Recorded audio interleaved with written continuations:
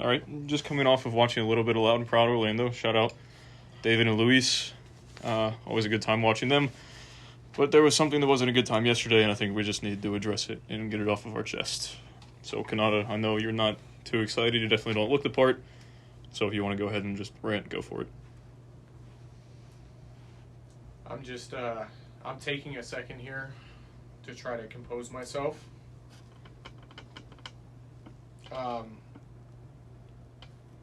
I'm disappointed, to say the least. Actually, no. Scratch that. I'm disgusted. Heard. I'm disgusted with that team. I'm disgusted with the tactics that were put out there. And I'm disgusted with the reaction from this fan base, to say the least. I think it's been a pretty justified reaction. I'll get into what I mean by that.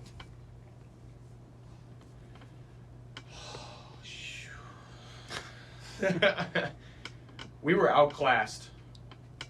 Very much so. In every single aspect of that game. From sitting in the back, from possession, from composure on the ball, from aggressiveness, from passion. We showed zero passion on that field yesterday at all. I work a full-time job. You work a full-time job. You work a full-time job.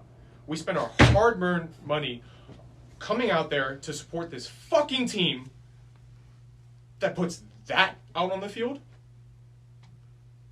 What are you, like, Oscar Pereira? He admitted it in the post-game press conference. Outclassed. Mm-hmm. You fucking melon. Yeah, I think that's when we were sitting there on the wall. That's exactly how the Scottish guys that were standing right behind us. That's how they said it. I heard him say once that Red Bulls were just a much better team, and then a couple of times I heard him say that we were just outclassed the whole match. And there's no two ways around it. That's just what it was. Juan, again, the first player on that field. Again, we have to change something. Mm-hmm. Now, where I'm going to call on you fans, you fickle, plastic, not all of you. Wow. All these people that are turning on this club after this performance. All the comments that I've seen about Oscar Pereira is not a good coach. You fickle. I'm sorry, I'm pissed. Well, there goes the That's scar. done. Are you out of your mind? Have we not been sitting here talking about the past 2 weeks, the most exciting football we've seen coming out of this club in years? Do you all want to go back to 3 years ago? No, I sure as hell don't. No, can't say that I do. That's where I'm frustrated. I get we're all mad. I'm not going to defend a single player on that pitch yesterday. I'm not going to defend Oscar Pereira. But I'm not going to stand for us turning our back on this club 8 games into the season. Mm-hmm. Are you... What? Well, are people really turning their backs right now? Or do people just see an opportunity to be mad, so they're taking it when they haven't really cared elsewhere? Either way. If you haven't been with us in the good times, you're not going to stand on us when we're in the bad. Yeah, there's no reason. You know what I mean? And vice versa. If we win, do not act like you're part of this team. If you're only going to talk about it when it's the bad. Mm-hmm. I agree. That's my segment. On to Sober Bryce. I mean, you pretty much hit all the points. I think it's fair to ask questions of Oscar, but the amount of times I've seen Oscar's not the guy. We need to move on from Oscar. There's no way you can actually say that and mean it. Like, yeah, I get mad at Oscar sometimes because sometimes you don't know what he's doing. But at the end of the day, he took us from a team that never made the playoffs in MLS to a team that is consistently going to be in the playoff contention. And we still have a very new attack, and this game was terrible in all ways, but there's no way you can ask for this man's head. Yeah, Zach, I'm going to send you screenshots of this so you can put them up here. But David, as we were just talking about Loud and Proud, shout out those guys. Him and I got into a little conversation about exactly what you were talking about and what I said. He said something, he quote tweeted somebody and it said, it's an unpopular opinions page and it says, if we lose to Charlotte, Poppy has to go. He quote tweeted it and said, and be replaced by who? Where you're not in a coma for 16 through 19 like we just said. Do you want to go back to that? I kind of wish I was. Football is not for those that want to be easily rewarded or the impatient. When asking to fire somebody, please name 3 suitable replacements. Never let a win or a loss get to your head. Basically, is what he said. And I said, I've said it before on here. You know what I mean? Bless you. Wow. Am I 100% sure that Oscar is gonna be that guy that's gonna get us to win the cup? No. Am I 100% sure that Oscar has put us in a better situation than we were? 100%, yeah. Has he given us the best opportunity we've ever had? Mm-hmm. Yeah. So he replied with another comment that you'll see here, basically saying there's 3 things you need: consistency, winning culture, and grooming from the youth. We're seeing the all youth. 3 of these. All 3. The winning culture. Then the fans need to hop on that train though, because winning culture is just 98% of the players are winning, the coach putting out good tactics, but then there's that little percent where you need the fans to show up. I just looked through all of our attendances for this year. We just had 17 plus K for this last game. Then we had about anywhere from 16 to like 16.8 for those games, and then the first match was the only outlier. We had 21K show up against Montreal, which you're gonna have. So when you have 9K plus empty seats in your stadium, and you're bringing in averaging say 16.2, 16.3, that's not the culture that you want in a club that's trying to push for a cup. Right. So I do want to say something about that. The fact that we did have 17 at a afternoon game on a Sunday. You know what I mean? Like that's a decent show out, especially for the numbers that we've been averaging so far this season. So please, please, please, please, dear God, do not let this game be the straw that breaks the camel's back. It's just speaking from being a Rays fan, right? Mm-hmm. When the Yankees come to town, so many people from New York live in Florida, so there's a bunch of Yankees fans. Mm-hmm. Could we have seen that same thing happen to where there could be Red Bulls fans scattered throughout the stadium, and that's why the attendance looked a little higher? I didn't see that many, to be honest. Like, I mean, obviously there was some people there, but... Yeah, you traded scarves with one, so... I mean, that's big ups to you for the... It was a good dude. But for the move that you pulled there, but... It doesn't say Red Bulls on the scarf either, so... And there's no red. So, yes, there's the possibility of that, 100%. But if those people are here, and let's keep them coming back. You know what I mean? What do you mean? Like, even if let's convert them. You know what I mean? This is your hometown team. Keep them coming to games. Let them be like, you know what? Even if I was a Red Bulls fan, you know what I mean? Like, I'm going to support this team because this is where I live. I enjoy coming to these games. The atmosphere is good. You know, these are things that we're working for. And not only do I see people coming for Oscar's head, I've seen people coming for our front office, saying that, we're not doing a good job and stuff like that. And it's like, yes, of course, there is so much that we have to improve. But it's taken years to destroy what we had. It's going to take years to bring it back to what it was. Mm-hmm. Before we had this consultant come in, we didn't have pints with Perea. Nope. We didn't have open preseason matches. You know what I mean? We didn't have these 2-game ticket deals coming out for under $30 for good matches. You know what I mean? Like it's. We're starting to see improvements. Like I think we said it a couple times right before we cut really quick. I'm just going to finish with this. Mm-hmm. We've said a lot. We don't see a lot of fan engagement. This season, we're getting there with the pints with the Perea and the preseason matches that are open to fans. I think we're finally seeing that be implemented, but it can't just be like, boom, here's 18 things that you guys can do this season. You kind of gradually work it in. Yeah, it's got to be a process. Yeah. Oh, so one thing I would like to see, like further. I mean, it's your cameras. That's fine. All right. So I forgot where it was, but I saw there was a team overseas that were selling I think like it was Villarreal. Yeah. Oh, the selling Champions like League $30 Champions League tickets for kids that are under 23. It was €20 for anyone over the age of 23, and then €10 for anyone under 23. Dude, we live in one of the biggest college towns in the nation. Put some college. Well, I think they do, right? They put some student. Occasionally. No, but season tickets. They have like a student, and they throw them on the opposite side of the wall, but it's like $180 for a full season. So I would have taken that up. Yeah, let's cut real quick so that way we can do that, and I have something to add back on that. We're sorry for the fans that came, and we wanted just to have a joy, and we couldn't do it. And I thought New York overplayed us today, and I have to accept it that they were much better than us. Yeah, so before we move forward and talk about how our team's going to have to move forward from this, talking about the fan engagement and stuff like that, you were talking about the Champions League tickets in Villarreal. Mm-hmm. That big market money helps so much with that kind of stuff. You know what I mean? Like right now, we're directly relying on club funding to provide everything for our club. We don't have huge market TV deals, you know what I mean? Like, we're not getting money from the league for winning cups because we haven't done it, you know what I mean? Like, yeah.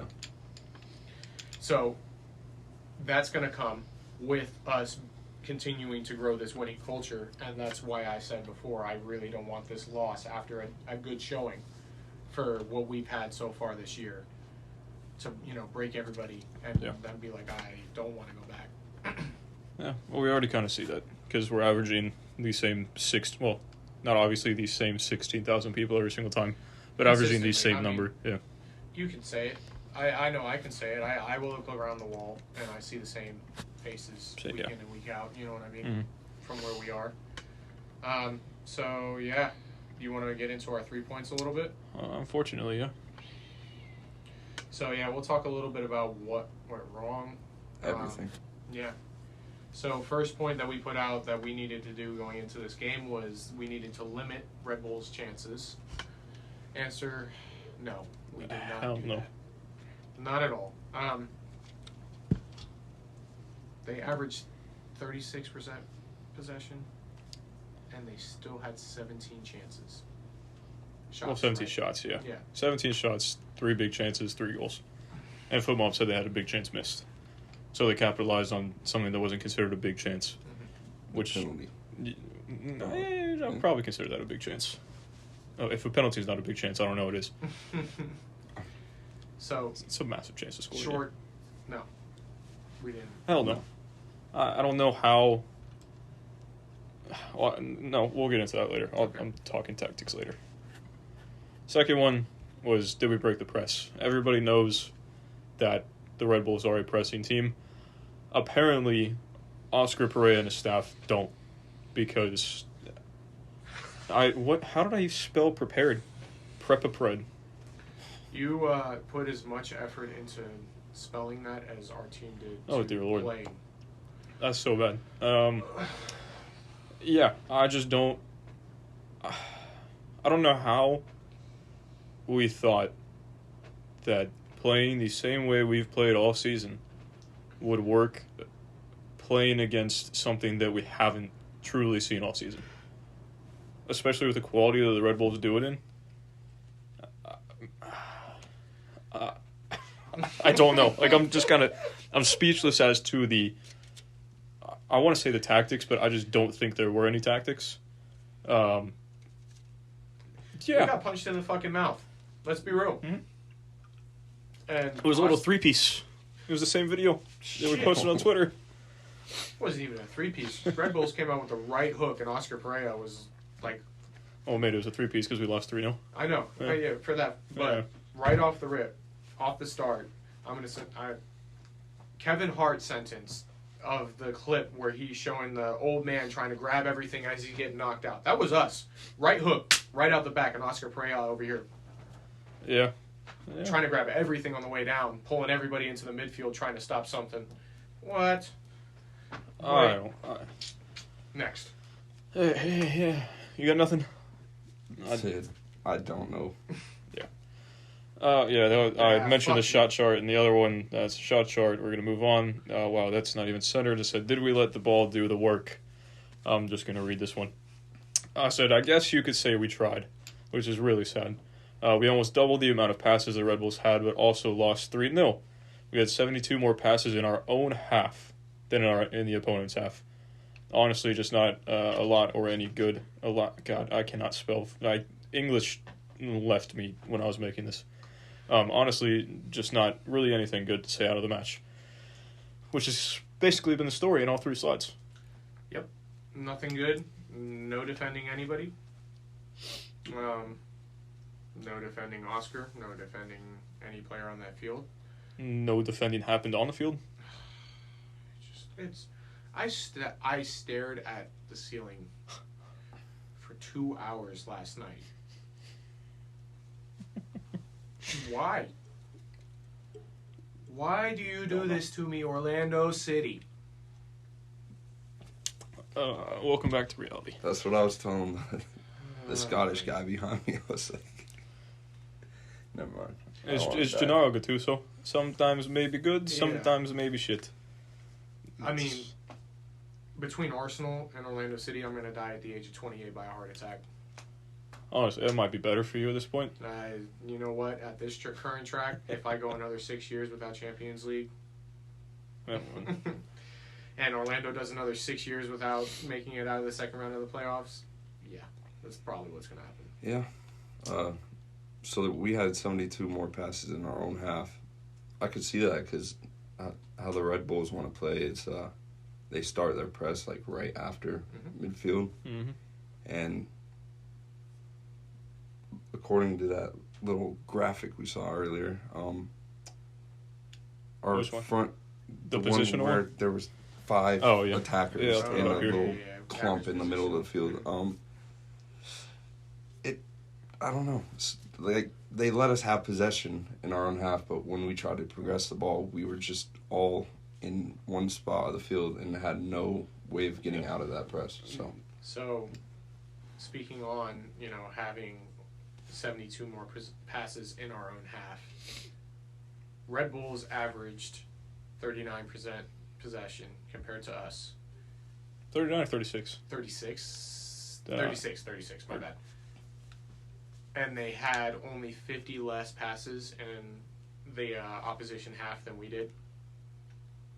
That is so poor, it's unbelievable. That is... It was a tactical masterclass, but I can't remember the Red Bulls head coach name, manager name, however you want to say it. Masterclass by him. And Poppy kind of just didn't seem interested in throwing anything different onto the pitch. Red Bulls play a very good style of football for road matches. They haven't lost? Oh, that's what They I'm saying. haven't drawn? Like they've won every single road match that they've played so far this season. They come in right off the first kick and they get in your face. They don't allow you to establish anything. Mm-hmm.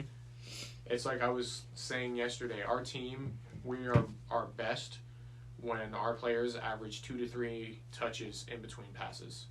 When they have the ability to scan and make decisions. We're not a one-touch, we're not a true tiki-taka football team. You know what I mean? I don't think anyone in MLS is. No, but even still, like for the MLS standard of what it is, we're not that type of team. We've seen one goal that was very good for that. Mm-hmm. But we don't see our team able to consistently do that. We see us progressing the ball up the field slowly, building from the outside, the right, normally. And, Red Bulls didn't let that happen. They were, I don't know what that man's doing over there, but they were positionally sound. Like, that team moving left to right, but at the same time, they had a fluidity to their formation, too, you know what I mean? Mm-hmm. And every single player on that field knew what they were supposed to do no matter what formation they were in at that time. Yep. We Could don't, never. No. Could you imagine asking Juan mid-game to go to a 3-4-3? No. He'd go sit down. a roller coaster? My name's Juan. My name is Juan. Like, that's... I don't know. That's another conversation for another time. We're gonna come back and do. I'm just gonna say bottom 2, maybe, and then just one player that wasn't terrible. Not even changing it up. Yeah, let's do something like that. We'll figure it out by the time we get back, and you're gonna sit here and watch a clip of something for.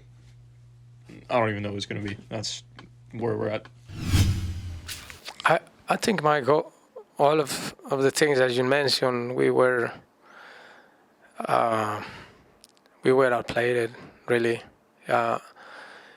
is the first step that we need to recognize today, that we couldn't put together the soccer that we normally play, because they, with their intensity, they destroyed any idea that we wanted. All right, so after some long and arduous discussion, we decided that nobody played well in that match.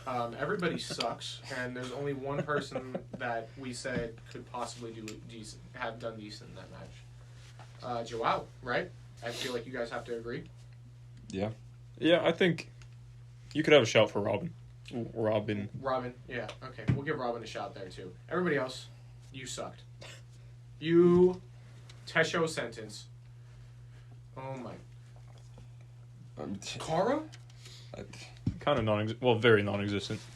We couldn't get the ball up to Lukaku. Correct. I was about to be mad, but then I was like, no. You can't. No, I can't. That's the thing. In Lukaku's worst performance, I think Kara had maybe like 6 more touches than him. Let's see. How many touches? Like 30. Yeah, 30 touches. Yeah. You bum. You didn't even play against the Rowdies. You don't want to see that from your striker going up against the press. Dude, because you would hope that he would be the one to receive the ball and break the press, kind of. But him having 30 touches just shows you how bad just the whole team played. Every single team we play against double teams this man. Red Bulls had such a high press, and a back 3. He had that. Who is that bum that just now got back into the national team squad? Aaron Long. That's who he had defending him. Yeah. What? Yeah, I and believe. You have no shots? No, just kidding. Well, yeah. Who even had our shots? Difficult. Me. After I watched that game. That's fair. That's really fair. I'm not even gonna look. Someone had 2-3 shots. Oh, Schlegel had a header. Okay. Let's see. Can I just go down the shot chart? Schlegel had a header. I know that. Probably should have scored. I believe Kara had one. And then Kara had one right on top of the 6. And then Caesar had one top right corner of the 18. That's about it. Fantastic. You want to know the expected goals? Have you seen it? Yep. Our .12 expected goals to their what is it? 2.34? Mm-hmm. Yeah, 2.34. Keep it going, guys. Jose Mourinho.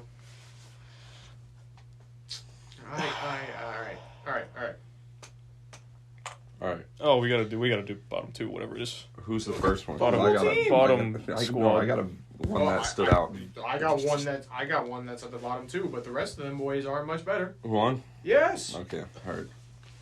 We had this Scottish guy behind us. Mm-hmm. He's never watched Orlando City. He just came to a game because Chris Mueller, he was a Hibs fan. He came to the game, and he taps me on the shoulder and goes, "Who is this number 2?" And I was like, sorry, that was... Was that you trying to do No.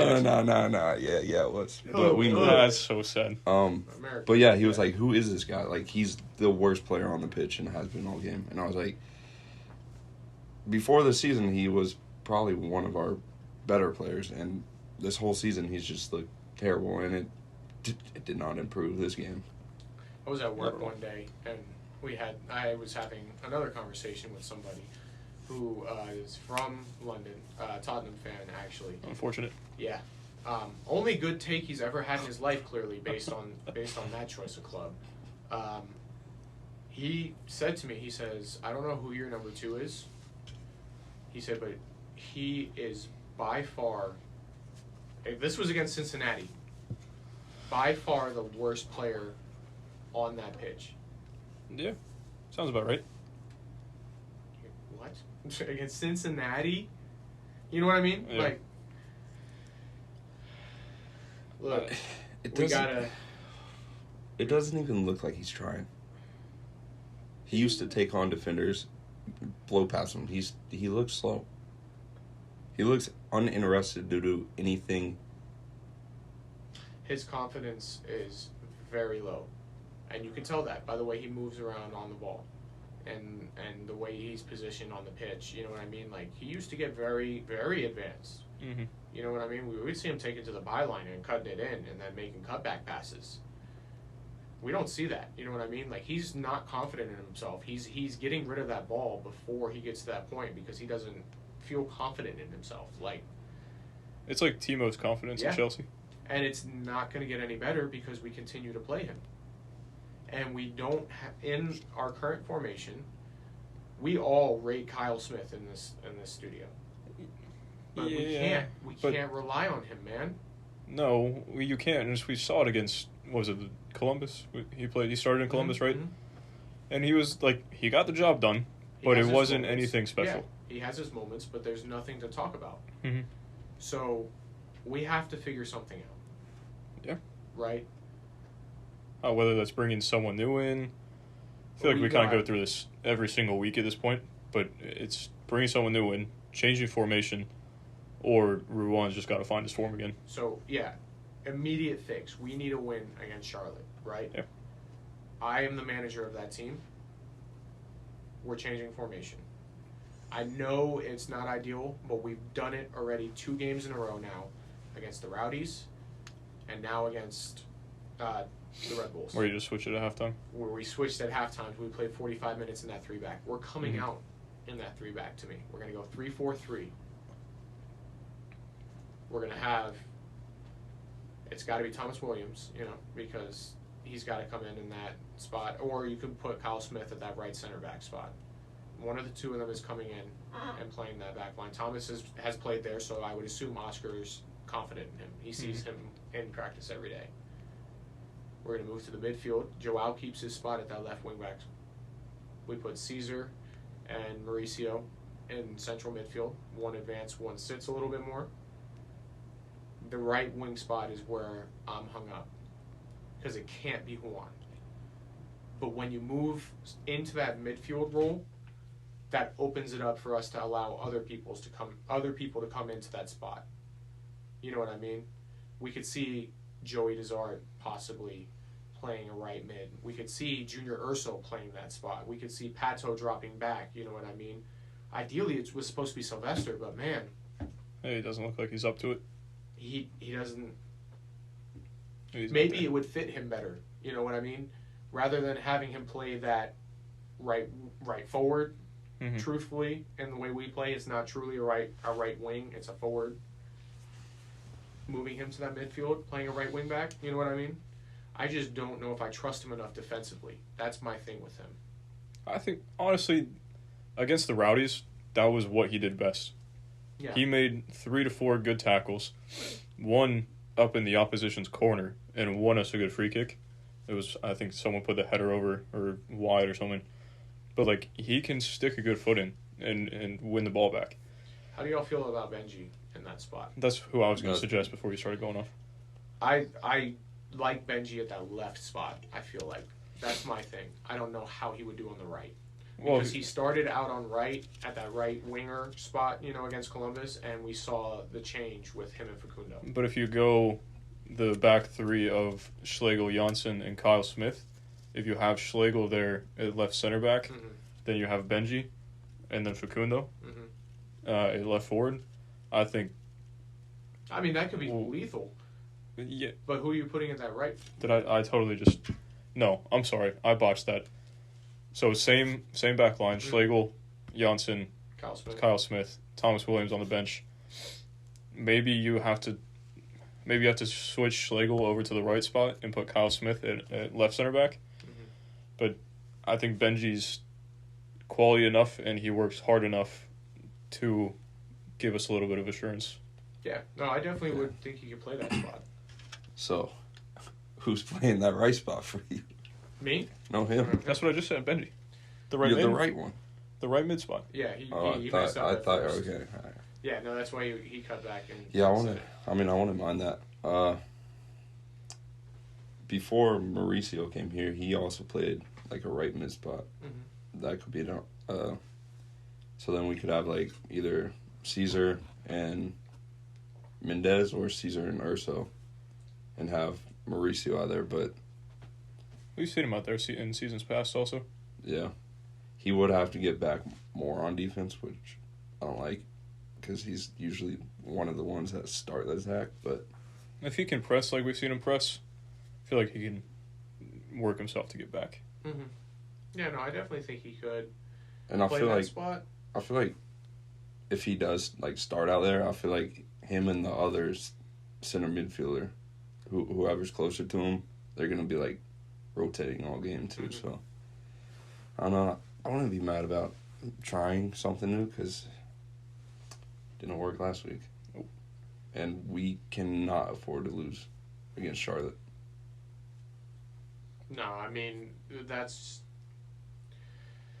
that can't happen. It's just going to kill any momentum that we have, that we built. I mean, as of right now, we're still third in the East. Right.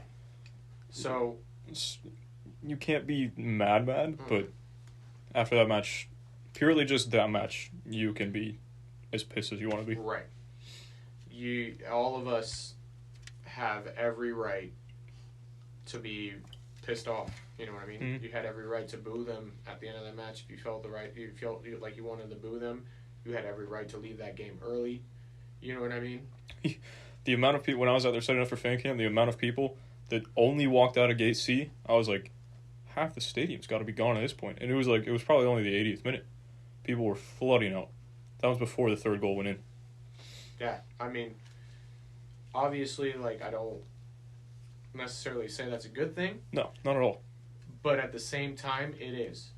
Because we're not going to stand for that as a club anymore. No, yeah. I'll come back and I'll put a picture up I saw from England I think it was over the weekend. And then we'll kind of go from there. These are the scenes. This is why players have been suspended, because the Oldham fans are spilling onto the pitch to protest against the ownership of the club, which they have at many games throughout this season. Not only have they been struggling in the league, but off the pitch there's been this backdrop of fan unrest. We've seen protests against the Lemsigan family throughout the season, tennis ball protest. There was a mock coffin, I remember, being carried to the ground for one game as supporters showed their anger at the running of the club, a club which at the moment is going to be playing in the National League for the first time next season. Get out of our club is the very clear message from the Oldham fans who've gathered, hundreds there you'd see on the pitch, and play has been suspended at Boundary Park.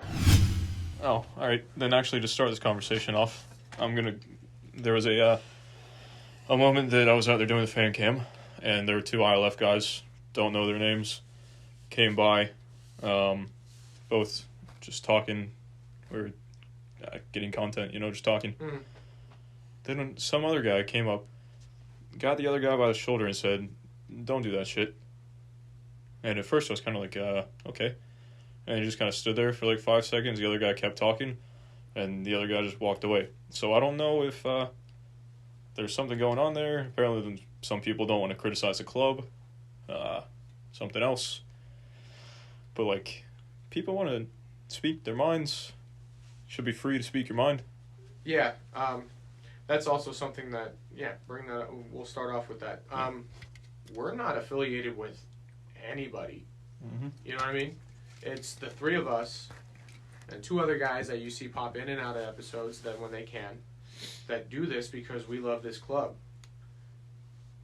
We're not employed by the club. You know what I mean? Like, I don't get paid to sit here and do this. Like, We don't make money off this. We're just doing this for the love of the club and the game. yeah, like, we all work full-time jobs outside of this and still do this because we care about you guys. You know what I mean? Like, we care about this Orlando City family. yeah, that attitude's kind of starting to get infectious. You know what I mean? Inside the wall, I've kind of noticed. I'm going to be honest. People, getting cut off from trying to start chants. Bryce exchanging scarves with another fan that found his way over there because he wants to do this, and somebody telling him, "Don't talk to him." You know what I mean? Outside of the wall, too. Yeah, it was wasn't even in like the concourse. it wasn't even like you were in the wall. You know what I mean? Like, let me make this clear. I appreciate the Ruckus and the ILF. I appreciate Logan and those guys for everything they're doing to try to grow this club. You know what I mean? There are a select few members inside that group that feel like they run this club themselves, and they're silencing people from saying what they want to say, feeling how they want to feel. You know what I mean? Like, we make a bad play out in the field, and I want to express how I feel. I shouldn't be told to shush. You know what I mean? Like, this is my club as much as it is yours. And I'm gonna be honest with you. I know for a fact that I've been watching Orlando City longer than 65% of you people that walk into that stadium. I know for a fact. I was at that opening match. Yep. So, if you want to come tell me to be quiet, we'll have a conversation about why you feel like you're more important than me. Everybody's on a level playing field. I don't want to silence anybody. That's why we have this platform. You know what I mean? We communicate with Lions Den. We communicate with Loud and Proud. We communicate with Lions Blog. You know what I mean? We're not silencing anybody. We're not competing with anybody. Like, we want everybody to be able to have their opportunity to say what they want, especially if you don't like what's happening. You know what I mean? This is your opportunity to say what you want when we do the fan cams and have your avenue to be heard. You know what I mean? Yeah. So when I'm standing there with a mic in my hand, hey, do you want to say you have any thoughts on the match? Is what I normally say, and you're like, you don't want to hear them. They're bad. No, I don't care if you want to say something bad. Like, I'm sorry. What's gonna happen? You want to curse? Curse. You know what I mean? Yeah. You want to go over there and say the worst takes that you've ever had because you were absolutely wasted? That's fine. That's what he does the whole time. Bro, shut up. You know what I mean? Like, it's... I don't know, man. You know, this is such a beautiful game.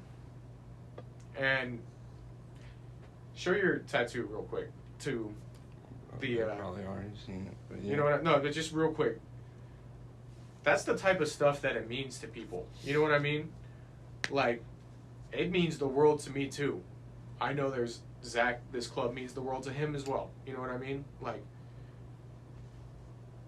say what you want to say. Express yourself, and we all should be able to express ourselves. Speaking of expressing ourselves, we've saw Logan get the fucking QR code, dude, up for the stadium. That's huge. Up on the screen, yeah. That is huge. So if you don't know what they are, people not sitting in the wall, you can just scan it and then boom, it links you right to the chance. Step one completed. We've got the chance around the stadium. Hopefully, it stays like that because it's not going to get picked up off like one. No, yeah, it's got to. Yeah, they got to keep doing it. Yeah, you know what I mean. And there's got to be an announcement every single game. You know what I mean. Like, step two, when we do the opening kickoff. We all have to. We got to get that figured out. That's they're just on beat. Being on beat. It's so bad. It's all one sound system. You know what I mean? And there's like, it's like it's not hard. If you can't stop on beat, clap. Don't stop. It's the fact that sometimes the drums start before the music playing in the stadium. Sometimes the music starts and then the drums try to go. And then the drums are off beat with the music, and then the people follow the drum. It's a whole mess. So that's why I said we got to get that figured out. Yeah. That's step two. Step one is complete. Step two. Now step three. Let's get some player chants started. I would love that. I absolutely love it. Let's get some player chants started. Imagine you're Benji Michelle. You just scored a goal in front of the wall. You know what I mean? You go back to the midline, and you hear them all chanting, "He's one of our own. He's one of our own. Benji Michelle. He's one of our own." You know what I mean? Look, like, I'm getting goosebumps. My name ain't even Benji. Like, Dude, there's so many creative things that we can do without cussing, too. You know what I mean? Like, But they don't have to run for like the 5 or 6 minutes that a normal chant lasts. exactly. Do it for 30, 45 seconds, cut it off, and then we're back to the normal chants. Yeah. I just think, you know what I mean? Like, yeah, we have our solidified 5 or 6 chants that we know. Every single one of us know by heart now. You know what I mean? But we're getting stuck. You know what I mean? It gets to the point where it's just repetitive. So let's all work together Mm-hmm. to, continue to be creative and continue to drive this movement that Logan's really spearheading for us. You know what I mean? Like, we all get behind him. Let's all do the right thing here. You know what I mean? And let's all get a little creative. I know we've all come up with a couple player chants, so we're gonna post a poll when this episode comes out. If you would like to, see that as something we would do, and let's all work together and come up with some pretty cool player chants, man. Even if you just like have part of one, or you just want a player to have a chant. Yeah. Comment on Instagram, post something on Twitter, use a hashtag, add us, whatever. Just be like, hey, at OCFanTV22, just we want a chant for Mauricio Pereira. Yeah. I'm sure between the three of us, the rest of the people on Twitter, and all of the other supporters that are on Twitter, someone will be able to come up with something. Yeah. And just to clarify, man, this is not us undermining anything that anybody's done so far. You know what I mean? Yeah. The Ruckus and ILF they've done so much for our supporter groups and the atmosphere inside the stadium. Since the 2010-2011 USL days. We just know that we could have something to add, and I know that other people could have something to add too. Mm-hmm. So again, using your avenue to use us to let your voice be heard. Oh yeah. Let's do it. I think that's what we're here for. That's kind of, we've hashed it out and just kind of said a bunch of times that we're here for you guys. Mm-hmm. There's a reason that we're out there after every home match just trying to get your guys' opinions. We want to hear it. It gives us more to talk about, lets you be heard, and maybe it could change something. That's kind of what we want to see. I mean, you can change something. Oh, yeah. I mean, look at what Arsenal Fan TV did to Arsene Wenger. Yeah. Ended that man's whole career. Like, now, how's that going for you? Yeah. Yeah. We'll talk about that another time. We can talk about Wednesday, though, if you want. What was it? Before we had to go watch the Rowdies. Oh, I was... no, we're going to move on. I was thinking about this Wednesday, like 2 days away. I thought you were talking about the CONCACAF Champions League final. Yeah, no, I'm definitely going to be catching that, for sure. Watching some of that. We're not... well, I was a Sounders fan before City got into the MLS, but they play Pumas at 10... Unfortunately, it's at 10:30 at night because it's on the West Coast. Mm-hmm. But just kind of supporting another MLS team. Hopefully, they can make it... make themselves be the first MLS team to win the Champions League. We'd love to see it. Did y'all see Marshawn Lynch's Yeah, the video, that was hilarious. That was great. That was class. Yeah, no, I mean, there's exciting things coming to the Champions League with the expansions and there's more TV deals and stuff like that. So there's more eyes coming to the league. There's even CONMEBOL and CONCACAF, right, talking about coming together. And that should be a thing. I hope that happens. I really hope that happens. I mean, there's exciting things happening. I think we're heading in the right direction in both international and domestically. We're fingers crossed. We're setting ourselves up for promotion relegation. Everything's already in place. Fingers crossed we hit the whatever number that it is that they want, and we just start that. You know what I mean? Mm-hmm. That would be huge. Yep. Huge. We could see, like, Inter Miami go back to where they should be playing. What is that? What does that make, like 3 Miami teams in the lower leagues? There's Miami FC. No. One. Okay, yeah. 3 teams down south. Yeah, there you go. Yeah. There's only one team in Miami. And it's those lads that put in a... Shift. Yeah. Whew. They should have won. All right, that's enough about Miami. I don't want to talk about that much more. Yeah, I think... You want to cut and get into the comments and stuff like that? Yeah, I was going to say we've had our say, so it's going to be your say now. Your say now. I thought it was some similar reaction that we had in the second half. And unfortunately, that that goal that just get in the way, and obviously that it looks further out, just too much the result. But I felt that somehow we found control, and our position was much better. Well, I know we've been kind of tough on the guys, but like we said, we're going to back them. We need a bounce back. After the last loss, we went 3 on the spin in all competitions, so let's hope for another, bounce back. reaction of that esque from our team. Yeah. There better be a reaction at home, bro. You can't be calling out like, do it. Okay, never mind. We've bantered and ranted for 40 plus minutes now. It's your turn. So, Zach, why don't you start us off on the Instagram? Time to hear what y'all had to say. We're starting off with Daniel 6.27. He said it's just a butt ugly team loss. Couldn't agree more there. No heart from anyone but Rodrigo. Jack Lynn tried to bring some energy, but it was too little too late. The crowd tried to keep the team in it, but the guys gave up by the time Kara had that offsides call. Nothing went our way this game, but that's no excuse for the total lack of effort the guys put forth. An absolute embarrassment as a fan. That is hitting the nail on the head. Pretty much. 100%.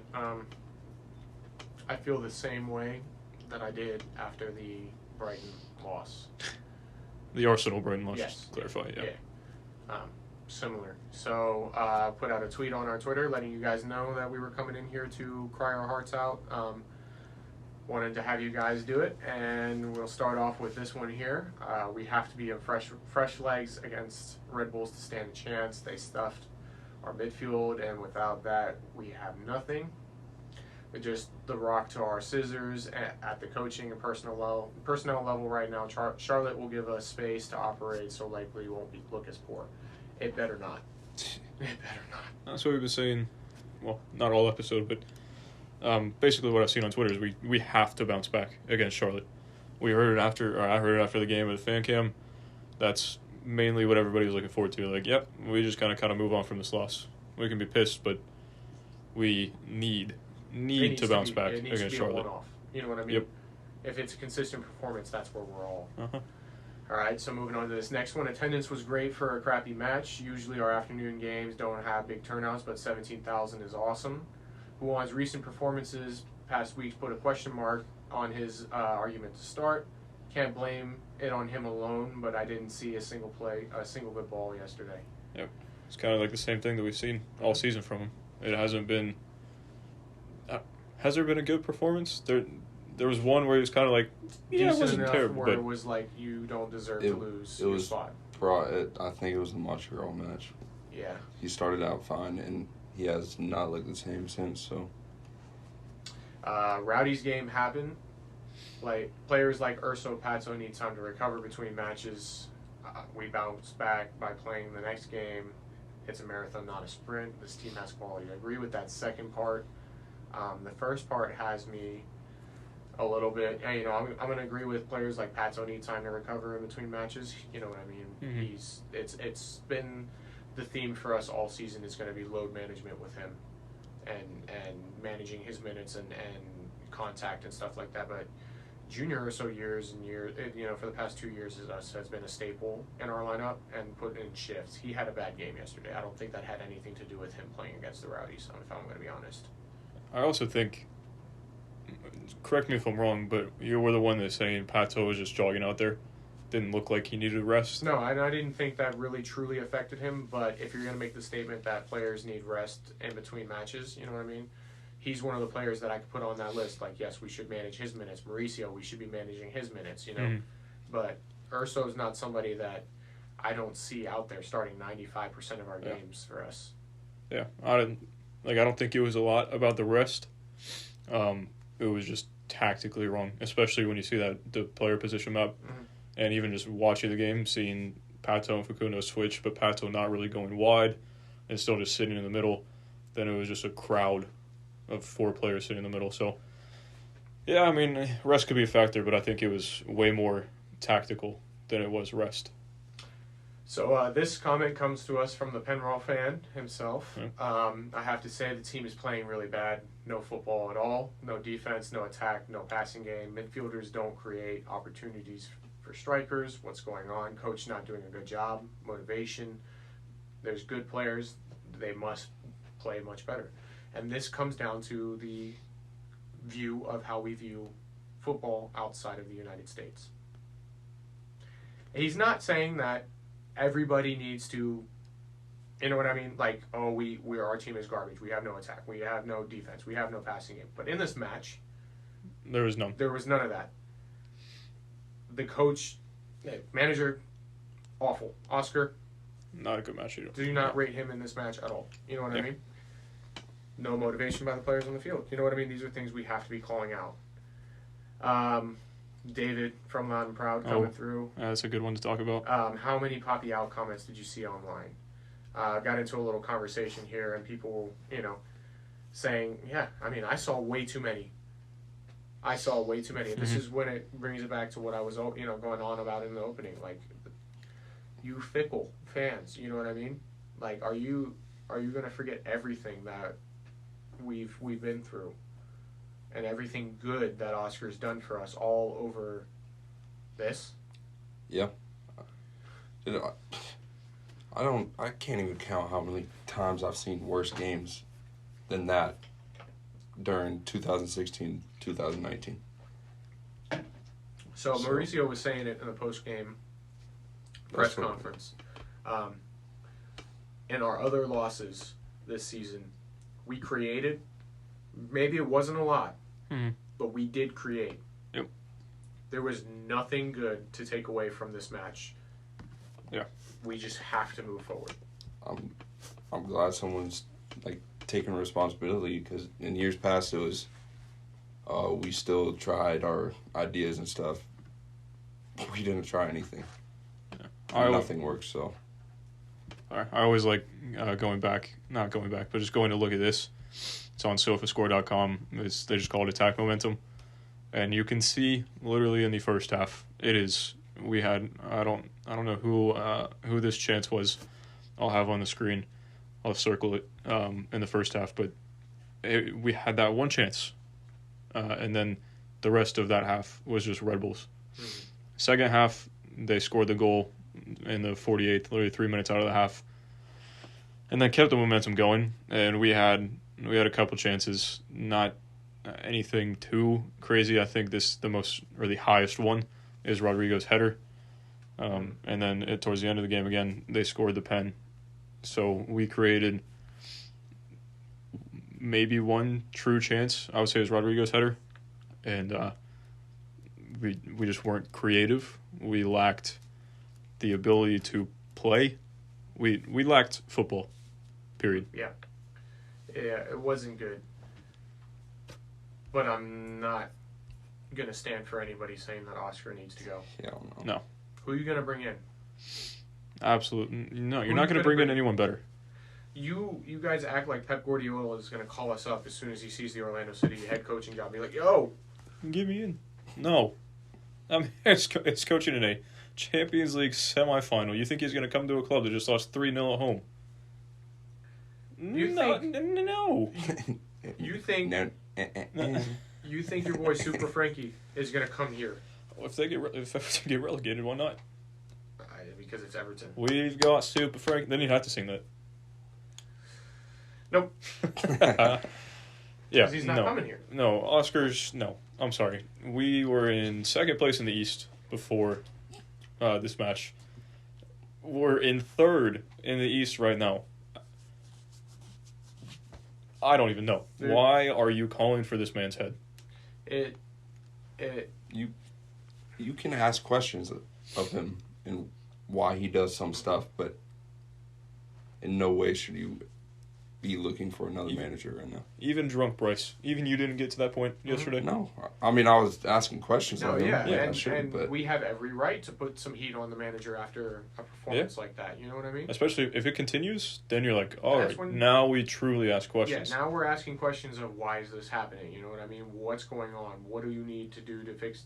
It's not like we're going full Chelsea sentence here and just Well, that's even like the fact that people are calling for his head pisses me off even more, because that's what we were as a club. Mm-hmm. We would have max a season and a half. We wouldn't make the playoffs. All right, you're done. You're done.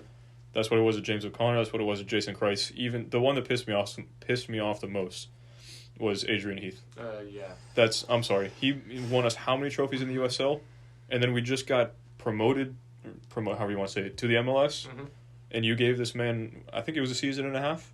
Yeah. And we were like, no, you're not doing enough. Are you kidding me? Yeah. No, I mean, there's just been poor decisions in the past, and I'm not gonna stand for it. I'm not gonna stand for it. I will not. Oscar Pereira is the coach of the future for this club.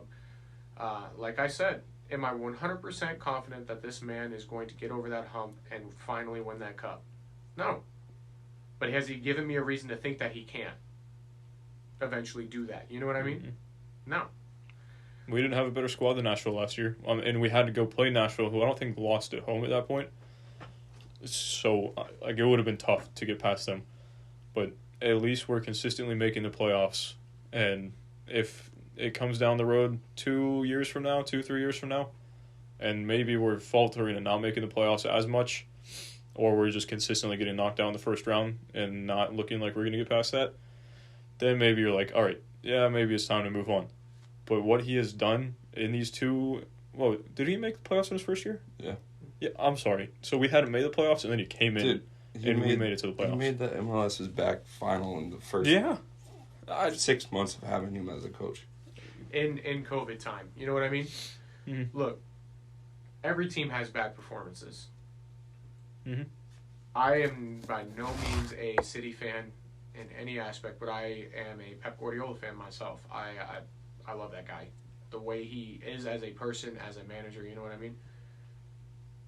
They still have games. You know what I mean? They draw 0-0 to Southampton. They had a 2-0 loss to Crystal Palace. At home. But you don't... Yeah, but since he's won them 3 or 4 Prems in... I think it's 3 Prems in 5 years or something, 3 Prems in 4 years. But I'm saying, like, if the best manager... Shitters, yeah. One of the best managers of all time has a drop in performance in a game where his team does not look good and drops a game that they shouldn't at home. Mm-hmm. Yeah, he's still there. And they're not coming for his head, then well, why are we? That's also because Man City doesn't have any fans, but... Beside the point. You know what I mean? Like, it's not like Barcelona fans were coming for his head when he dropped 3-0 against Mourinho. You know what I mean? Like, these games happen. The best teams in the world drop form. Yep. We have to be realistic. We have an entirely new attack. A midfield that, for the first time in 3 years, are seeing consistency in and not a rotation. And a subpar back line because one of our best all-round center back is out, and we have one fullback that decides sometimes maybe good, sometimes maybe shit, and the other one decides sometimes maybe shit and sometimes I'm just going to not show up. Yeah. So... 2 center backs have been consistently solid this year. Well, sorry, Schlegel and Robin have been consistently solid this year. Schlegel is doing very good for Schlegel, but Schlegel is consistently proving to me. I'm not hating by any means when I say this. Consistently proving to me that he can't be a starter in, like, full season for us. Like, the guy that we rely on. You know what I mean? Like, he is a phenomenal guy for us to rely on off the bench. Somebody, but I am not going to be like, here's Schlegel, let's build around him in the back line. You know what I mean? Like, if great guy, great player, tons of passion. Needs more time.